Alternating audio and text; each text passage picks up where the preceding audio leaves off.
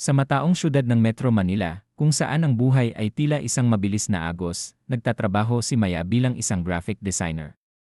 Siya ay masipag, malikhain, at may pangarap na maglakbay sa iba't ibang bansa.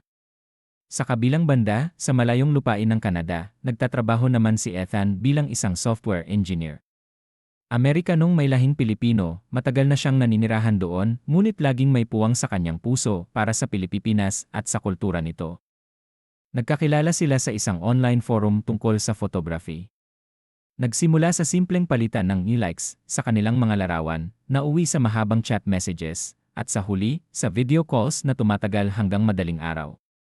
Sa bawat kwento tungkol sa kultura ng isa't isa, sa bawat tawa na lumalabas sa screen, at sa bawat pangarap na kanilang ibinabahagi, naramdaman nila ang isang kakaibang koneksyon. Isang koneksyon na hindi kayang burahin ng libo-libong milya. Maya, hindi ko akalain na mahahanap ko ang taong katulad mo sa kabilang panig ng mundo, sabi ni Ethan sa isa nilang video call. Ako rin, Ethan. Dati, iniisip ko imposible ang long distance. Pero ngayon, sagot ni Maya may ngiti sa mga labi. Nagsimula ang kanilang long distance relationship nang hindi nila planado. Ito ay isang pag-ibig na umusbong sa gitna ng mga screen at oras, isang pag-ibig na nangako ng lakas sa kabila ng distansya. Ang kanilang relasyon ay parang isang munting usbong na matatag na lumalaban sa bawat hamon. Hindi naging madali ang kanilang paglalakbay. Ang pinakamalaking hamon ay ang distansya at ang pagkakaiba ng oras. Kung araw sa Pilipinas, gabi sa Canada at kabaliktaran. Kaya't ang bawat video call ay nangangailangan ng sakripisyo. Si Maya ay puyat sa umaga bago pumasok sa trabaho, at si Ethan naman ay puyat sa gabi bago matulog. Ethan, antok na ako, pero gusto pa kitang kausapin, sabi ni Maya isang gabi. Ako rin, Maya. Sana katabi na lang kita ngayon, sagot ni Ethan. Kasama rin sa mga hamon ang lungkot at pangungulila.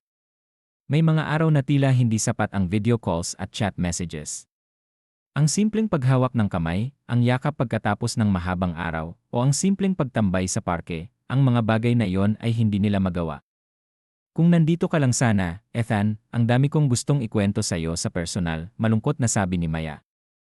Sumunod ang pagdududa at trust issues. May mga pagkakataon na pinasok sa isip ni Maya ang tanong, ano kaya ang ginagawa niya ngayon? May kasama kaya siyang iba? At kay Ethan naman, loyal kaya siya sa akin? Hindi kaya siya nagsasawa? Ang kawalan ng pisikal na presensya ay nagbigay daan sa mga pagdududa at kinailangan nilang maging bukas sa isa't isa, magbahagi ng bawat detalye ng kanilang buhay upang mapanatili ang tiwala. Maya, mahal kita. Wala akong ibang mahal kundi ikaw, sinisiguro ni Ethan sa tuwing nagkakaroon sila ng pagtatalo dahil sa selos. Alam ko, Ethan. Pero minsan, ang hirap lang, sagot ni Maya. Kinailangan din nilang magkompromiso sa maraming bagay. Para kay Ethan, nangangahulugan ito ng pagbabawas sa oras kasama ang kanyang mga kaibigan o paglaan ng mas maraming oras sa pagpaplano ng kanilang susunod na pagkikita. Para kay Maya, nangangahulugan ito ng pagpigil sa kanyang sarili na sumama sa mga outing ng kanyang mga kaibigan dahil alam niyang baka hindi niya maabutan si Ethan sa kanilang online calls. Ang sakripisyo ng oras, pera at emosyon ay patuloy na lumaki. Ang bawat flight ticket ay malaking gastos. Ang bawat paghihintay sa airport ay may halo ng kaba at pag-asa. May mga pagkakataon na gustong sumuko ni Maya dahil sa pagod, at si Ethan naman ay gustong lumipad pa uwi sa Pilipinas para lang magkasama sila. Ngunit sa kabila ng lahat, nanatili silang matatag. Ang kanilang pag-ibig ay parang isang puno na mas lalong lumalalim ang ugat sa bawat bagyo. Natutunan nilang magplano ng maaga para sa kanilang mga pagkikita, magbigay ng suporta sa isa't isa sa bawat desisyon, at magkaroon ng pasensya sa mga panahong hindi sila magkasundo. Ang pagiging bukas at pagiging tapat sa isa't isa ang kanilang naging sandigan. Maya, mahalaga ang komunikasyon. Sabihin mo sa akin ang lahat ng nararamdaman mo, payo ni Ethan. Ganoon din sa iyo, Ethan. Huwag kang maglihim, sagot ni Maya. Lumipas ang taon, at sa bawat pagsubok, mas lalong naging matibay ang kanilang pagmamahalan. Ang kanilang pangako ay laging nandoon, na balang araw, magkasama silang magigising sa parehong bubong. Isang araw, bumalik si Ethan sa San Juan, Metro Manila. Sa pagkakataong ito, hindi lang para sa isang simpleng bakasyon. Nagplano siya ng isang sorpresa.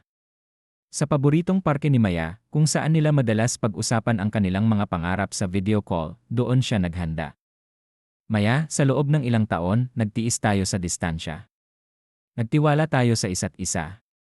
Nagplano tayo ng ating kinabukasan, sabi ni Ethan, habang nakaluhod sa harap niya, hawak ang isang singsing.